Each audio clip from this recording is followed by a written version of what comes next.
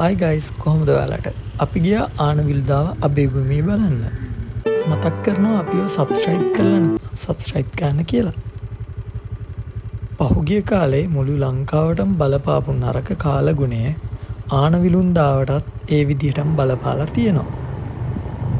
ලංකාවේ රැම්සා තෙත්බිම් 6න් දෙවනියට නම් කරපු රැම්සා තෙත්බිම තමයි ආනවිලුන්දාව. මේ මිනිසා විසින් නිර්මාණය කරන ලද එල්ලංගා පද්ධතියකින් සමන්විත කාලයත් සමග ස්වභාවික තත්ත්වයට පත් වූ තෙත්බිමක්. මෙහි ඉතිහාසයේ 12 වන ශතවර්ෂයට පමණ දිව යනවා. පළවෙනි පරාක්‍රමබාහු කුමරු රජවීමට ප්‍රථමයෙන් තමයි මෙම වැව් පද්ධතිය නිර්මාණය කරලා ඇත්තේ. වැව් 7ක් පමණ මෙයට ඇතුළත්. මේක තලමේ ආරච්චි කට්ටුව ප්‍රාදේශීය ලේකම් බල ප්‍රදේශයට අයත්. ඒ වගේම තමයි ඇතුල් වෙන්න මුදල් අය කරන්නේ. කුරුළු පාරාදීසයක්. ඒ වගේම නිශ්චිත ප්‍රවේශ මාර්ග නැහැ. කුඩා ගම් තියෙනවා. අපි ගියේ ලංකාවට බලපාපු අයහපත් කාලගුණයට පස්සේ. ඒ බලපෑම් මේ ආනවිලුන්දාවටත් බලපාලා තියෙනවා. මේ ඔයාලට පේනව නේද? ඒ ලස්සන වැව් ටික හිඳලා ගිහින් තියෙනවා. මේකට හේතුව වෙලා තියෙන්නේ වැව කැඩිලා ගිහිල්ලා. මේ වගේම ප්‍රධාන වැව් 3ක් තිබිලා තියෙනවා. ඒ ප්‍රධාන වැව් 3ම බැම්ම මේ විදිහටම කැඩිලා ගිහිල්ලා. ඉතින් අර ලස්සන පේන්නේ නැහැ.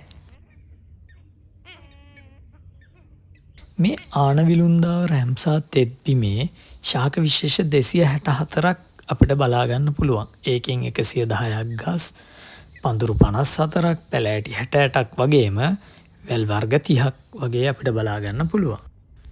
ඒ වගේම දැනට හොයාගෙන තියෙන පරිදි පෘෂ්ඨවංශීන් 274ක්, මිරිදිය මසුන් 29ක්, කිවුල් දිය මසුන් 18ක්, උභයජීවි වර්ග 9ක්, උරග වර්ග 30ක් වගේම පක්ෂීන් වර්ග 131ක්, ක්ෂීරපායින් 20ක් වගේම සමනල විශේෂ 74ක් මේ කලාපයේ දකින්න පුළුවන්.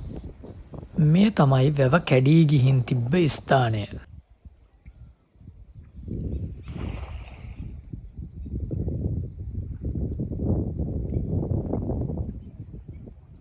මේ තමයි ආනවිලුන්දාවේ ගම්බාර දෙවියන්ගේ දේවාලය.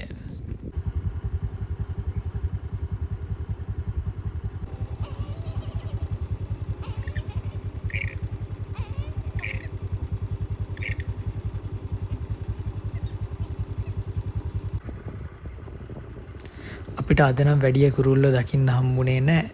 සමහර විට වතුර නැති වේදා හෝ අපි ආවේ දවල් හින්දා වෙන්න පුළුවන්.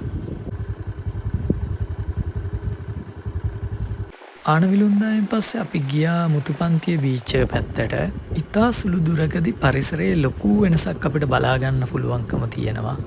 ඒ වගේම තමයි කෘෂි කර්මාන්තය, ඉස්සු කර්මාන්තය, දීවර කර්මාන්තය වගේ විවිධ කර්මාන්ත මෙතනින් බලා ගන්න පුළුවන්. අපි ආයේ වීඩියෝ එකකින් හම්බෙමු. අපිව subscribe කරන්න. එතකන් ඔයාලට ජය වේවා.